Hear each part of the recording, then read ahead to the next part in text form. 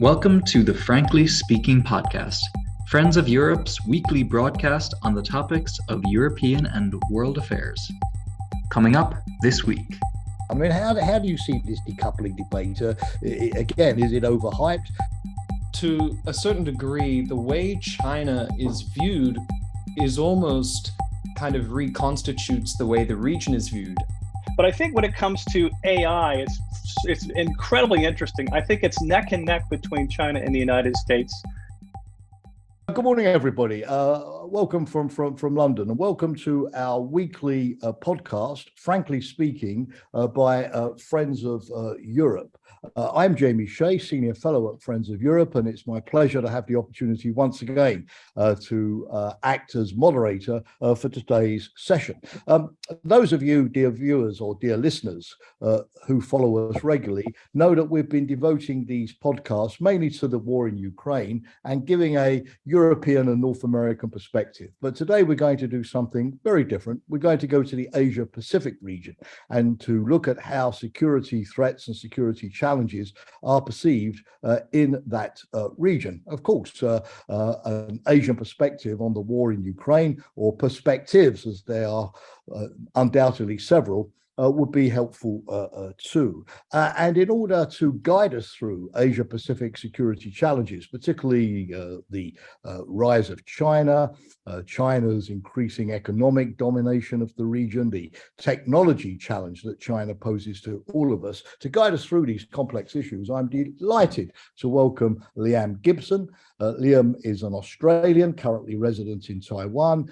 He's a journalist, he's a broadcaster and writer, and he is truly an expert on all of the topics that we want to discuss today. So Liam, thank you so much for being our special guest and for joining us. I've also got the pleasure, as always, to welcome back my fellow senior fellow, Chris Kremidas Courtney, who is going to be here to discuss these issues with Liam and to provide his own expertise, particularly on issues like resilience and the future technologies that we need to keep our eye on. So let's get straight to the chase. Liam, again, a warm welcome to you. I suppose to begin with a general question. You're in Taiwan, you're an Australian, you know the region very well. How is the challenge of China now perceived? Is it still perceived primarily as a sort of an economic challenge? Are people worried about China dominating future technologies? Or is the muscle flexing of Beijing vis-a-vis Taiwan increasingly making China perceived as a military threat now? So give us a sense of how the image of China in the region has evolved over the last couple of years. Thank you so much, Jamie. That's a fantastic question, and I'm very much looking forward to discussing it with you and Chris. Yes, all of the above, we could almost say. There are sort of fractions of different levels of truth in that question that you sort of put forward to us.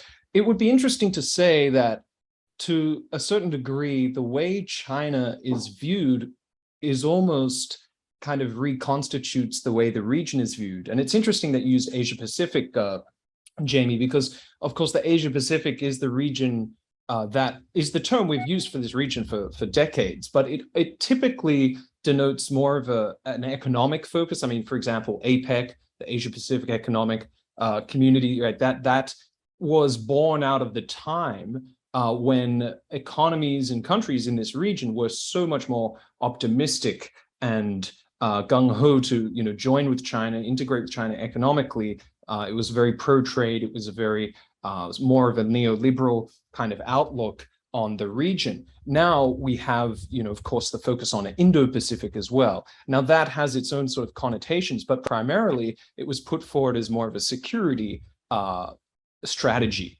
by the US, and now has been, well, it was first pioneered actually by the late Japanese former Prime Minister Shinzo Abe, but now it has been adopted broadly across the region through, multilateral groupings such as the Quad, etc. So to sort of think about actually the way we look at China really determines like the way the rest of us in the region discuss what this region is. So to come back to the sort of the nuts and bolts of your question, I would say certainly over the last couple of years, liberal democracies in this region have seen China in a completely different light, especially since the pandemic and China's handling or mishandling of the pandemic and its behavior in multilateral institutions around the pandemic, especially the WHO, etc., and its use of vaccine diplomacy in quite a pointed manner, its trade bullying of Australia and other countries as well, and of course the growing belligerence in both rhetoric and in terms of military actions toward Taiwan, but also in the South China Sea, let's not forget, and India as well, border clashes with India. So there's numerous examples of China, as you say, really flexing its muscles, posing a challenge or a direct threat to numerous countries in the region. So the picture is really complicated because it's still by far the largest economy in the region. And there's so much trade that goes on with China. And there's so many countries, including countries like Australia, would still prefer to have a very amiable relationship and would prefer to have the economic ties that they used to enjoy without all the hang-ups of the security concerns. But that's no longer becoming realistic. So now we have a much more securitized economic relationship with China, where security concerns are starting to take precedence over a simple motives such as profit and loss. So that is really starting to change the conversation. Now, of course, different countries have different perceptions of that risk. Taiwan's obviously sees an existential threat from China, but other countries in the region are much more happy about continuing the engagement with China, such as most ASEAN countries, economic relations with China. Yeah. There's been a lot of worry, particularly in Western capitals, NATO capitals, about China dominating future technologies.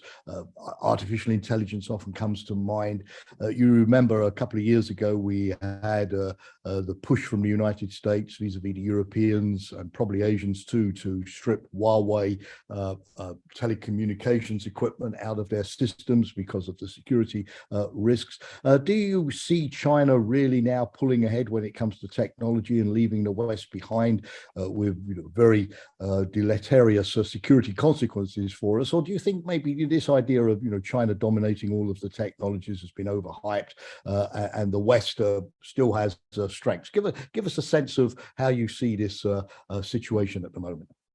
I think that this tech race, if we want to call it that, is neck and neck, really. It's quite close, and I don't think there is a natural winner. I think it's too early to say, China is definitely going to dominate AI, or the US is definitely going to maintain dominance in, for example, its military dominance in terms of military tech or in other fields. I think right now we're at a pivotal moment where economic policy, trade policy is becoming so much more pointedly securitized, and there's so much more focus on how do we sort of knock the other guy back a couple of places in the race so we can maintain our advantage. So let's just look at semiconductors, which is a particular technology I'm quite well versed in, being in Taiwan, obviously, the pulsing heart of global semiconductor manufacturing. Now, if you look at China, it's obviously trying to leapfrog ahead of Taiwan, South Korea, and the US, which are home to the three most advanced semiconductor manufacturing companies in the world. That is TSMC in Taiwan, Samsung, and SK Hynix in South Korea, as well as Intel in the States, and Micron to some degree. Now, China would, of course, love to leapfrog and become the technological hegemon of semiconductors. But of course,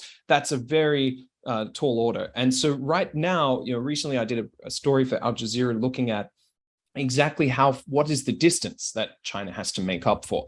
Now, they're improving greatly in terms of the advanced, we can call it generations of semiconductors, but the most advanced Chinese semiconductor now is like a 7 nanometer process unit. Now that was made recently, it was unveiled this year from SMIC, which is a state-backed company in China, which is their largest foundry of chips. However, it cannot really build that it cannot really print or fabricate those chips at scale because it doesn't really have access to the lithography machines that you need to create high enough yields to make that profitable. Now, why doesn't it have access to those lithography machines? Because the US government has pressured the Netherlands to ban, to not grant an export license to their company ASML to export those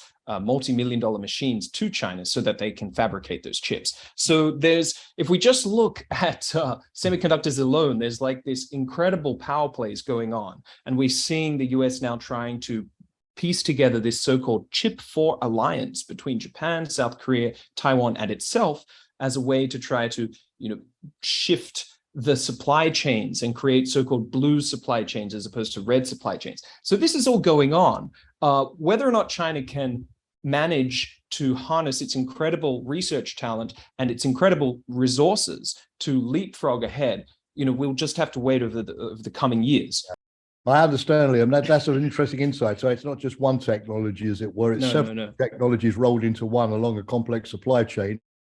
Let me bring Chris in here because Chris always educates me about technology. So Chris, Liam was speaking about a technology race between the West and China. He spoke about semiconductors, but what other technologies should we sort of be keeping our eye on? Thank you. Good morning, Liam, and good morning, Jamie. Thank you for the question. I think Liam covered chips quite well, and I'm glad he did because I won't begin to understand it at the level he does. But I think of the big sort of topics for the future that when we're talking about the future tech race is chips, 5G, quantum, artificial intelligence, and the metaverse. So Liam covered chips quite well. I think on 5G, it's clear that China is the clear leader there. You can see, you can see this sort of reactive approach from the United States of trying to thwart Huawei, selling their wares around the world. That tells you that the United States knows they're behind on 5G. I think also you already have some companies in some countries that are already sort of trying to leapfrog to 6G. I think Nokia here in Europe is trying to do that. But I think when it comes to AI, it's incredibly interesting. I think it's neck and neck between China and the United States, with the United Kingdom not far behind. Interestingly enough, the US and China are also each other's greatest collaboration partners. So the sheer number of scientific collaborations and papers that are co-written between Chinese and American scientists increased fivefold since 2010. Now it's dropped off a bit since 2019, but the largest levels of this just big, thick line of cooperation and collaboration among the science communities in China and the United States is significant, and it has been for some time. So they're simultaneously competitors and collaborators.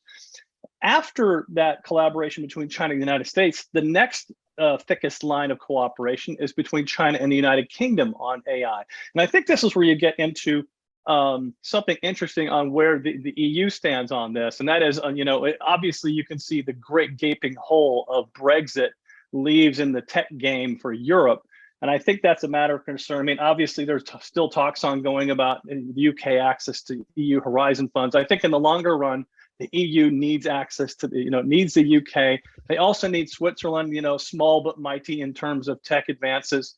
There's been a lot of, the Swiss are concerned that they won't have access to EU Horizon funds anymore. So I think when it comes to Europe being able to be a part of that competition, I think in the longer term, we're going to need a whole of Europe approach, which includes the UK and Switzerland and the EU members together pool their resources and knowledge. But interestingly enough, when it comes to AI research, the Chinese scientists have recently eclipsed the Americans when it comes to publishing papers, when it comes to citations of AI papers, which of course tells you about sort of their scientific importance. So that's a big one there. But I think what's important in all of these, and I'll get to quantum quickly, especially on AI, is just because when you look at the history of technology and industry, just because one country sort of takes the lead and is the first to have something doesn't always mean they deploy it the best to take advantage in their economy. So you think about, it was the steel mill, it was sort of the steel technology, the metal technology developed in the United Kingdom, in Britain, that Britain was the leader on, but the Americans learned how to do at scale, which allowed for this gigantic industrial and economic expansion in the United States. And then, of course, what followed in the 60s, 70s, and 80s was Japan and Germany learning how to take some of that technology and improve on it further and grab a bigger portion of the market share. So just because one country or economy is first to have a technology doesn't mean they're going to put it to the best use for greater economic advantage. When it comes to quantum, I think in quantum computing, we've talked about that before. The US right now, I would say, is the front runner. But what we're seeing is the UK, China, and the EU sort of in hot pursuit right behind them. The EU has a great deal of public investment on quantum. The United States keeps winning patents. But here's what's interesting.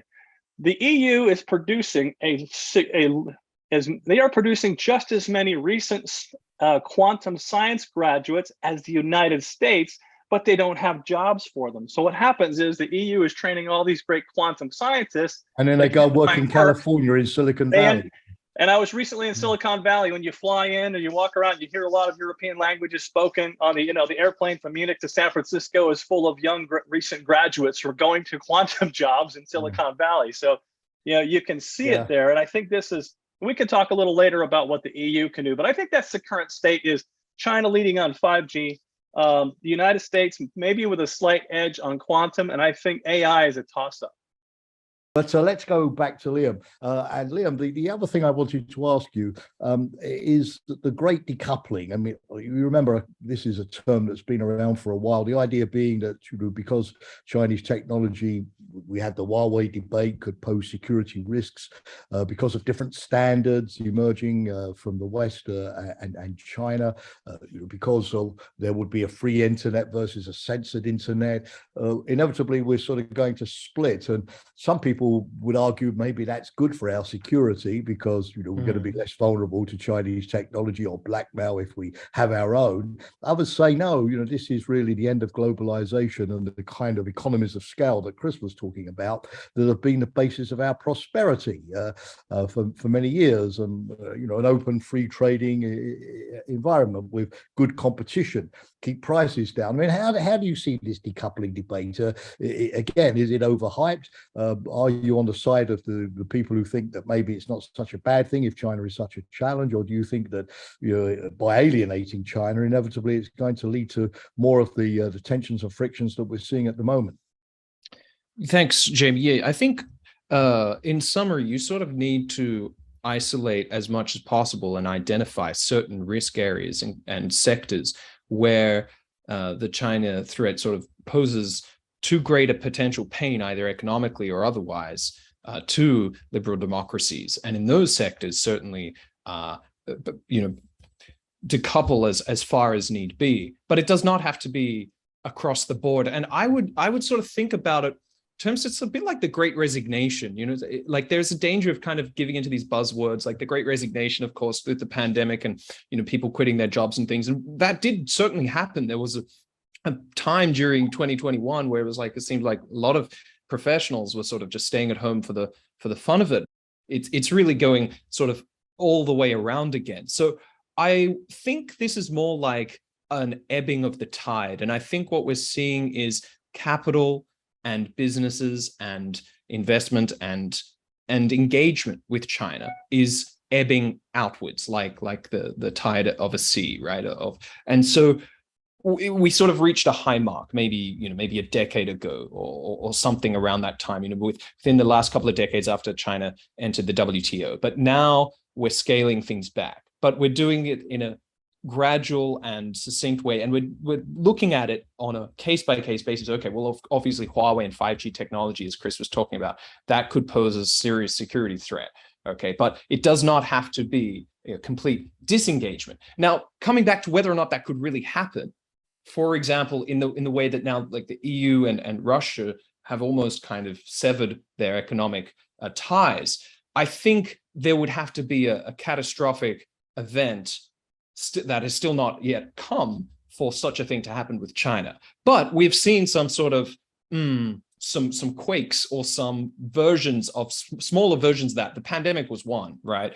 And we've also seen business sentiment, investor sentiment among the foreign investors in China really sour, and the foreign capital flight out of China has been dramatic this year, and it's going to other developing Asian economies such as Vietnam, India, Indonesia, etc. So there's definitely a trend in that direction, but I would think it would take something like a conflict over Taiwan for a sort of something resembling a complete disengagement with China's economy. Now, that would be catastrophic for both the US and China in terms of their economic growth. So we would want to avoid that at all costs. But as to whether or not a real decoupling would happen, I would think it would have to be caused by some incredible geopolitical event. But I would like to address the theme of resilience, because Chris has been really our resilience expert at Friends of Europe, conducting tabletop exercises for us, looking at critical infrastructure protection, private-public partnerships, whole of government response, and so on. And we have had hybrid warfare scenarios in the Asia-Pacific region as well, haven't we?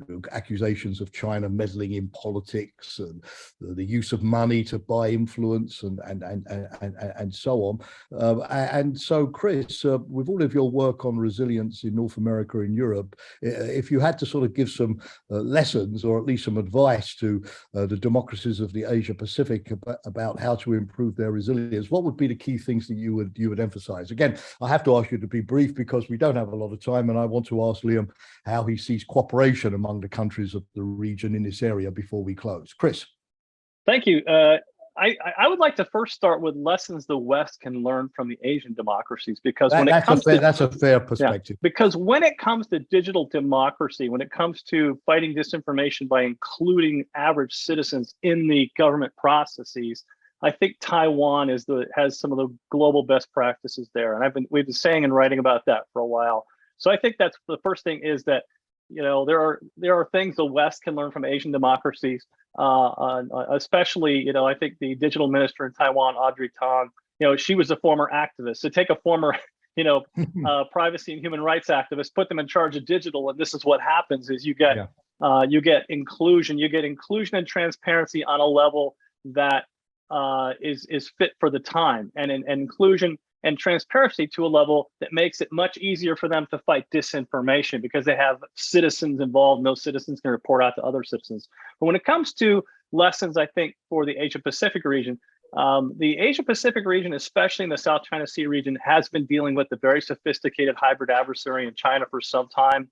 I think in many ways, China has been a more sophisticated actor in the maritime, in the South China Sea region. The Philippines and Malaysia and Vietnam could tell us all some stories we could learn from. But I think the really important difference between Europe, Europe and Southeast Asia when it comes to dealing with hybrid threats is, in Europe we have the EU, we have NATO, we have existing information sharing structures, we share doctrine, we have interoperability. They don't really have that in that region. I think that's the one thing that would really help them a lot, is to develop more multilateral structures, more information sharing structures, better interoperability across not just militaries, but whole of society in these different countries. There's also I have to put in a plug, the Australian Strategic Policy Institute has proposed an Indo-Pacific Center for combating hybrid threats for the region.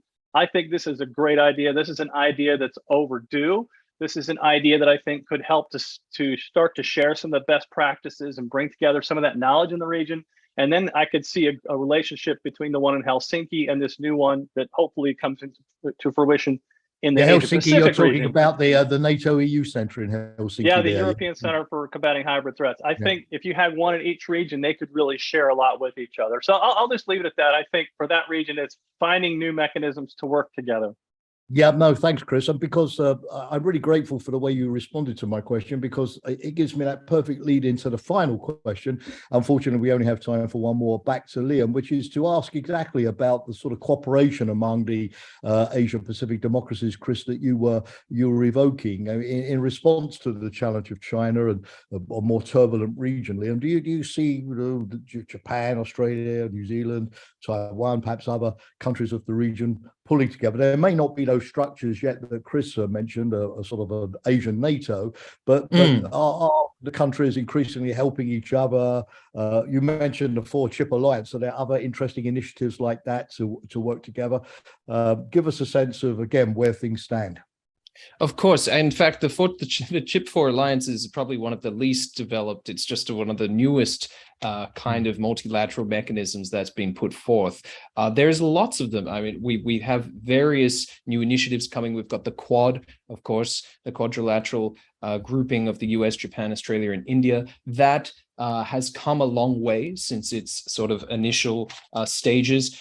We have other new initiatives. Of course, the Biden administration has its sort of flagship Indo-Pacific Economic Community, which it has put forward. And that still is not very meaty. It doesn't really have an FTA component. It's not really very robust yet, but it's in initial stages of developing. I think the real difficulty about discussing kind of the Asia Pacific region is there's such a diverse region, and it's difficult to kind of discuss the nuance between what we would say like the fully fledged kind of liberal democracies, as those you just mentioned there, Jamie, Japan, Australia, New Zealand, etc. With some of those other countries which maybe either somewhat imperfect democracies, or they have some kind of, or they're not democracies, but they're very open to business. Singapore, for example, is a great example. And other countries, especially within ASEAN, there is a whole plethora of different kinds of political regimes. So it's difficult to kind of create a sort of clear consensus as to what they want. But they overwhelmingly do not want to become simply vassal states of a sort of new Chinese hegemony. So there is a clear motivation for them to cooperate together to offset and to sort of diplomatically hedge against China's overwhelming size. But at the same time, they don't want to just be sort of ordered around or taken advantage of by Uncle Sam. So a lot, especially countries in ASEAN, they're looking for the US to offer some carrots, and they're looking for the US to open up, in terms of new free trade agreements, etc. Do something, especially economically, to give them the impetus to give us another option other than just China's enormous market. Perhaps, yes, we prefer doing business maybe with US companies, and US investment is very, very welcome. But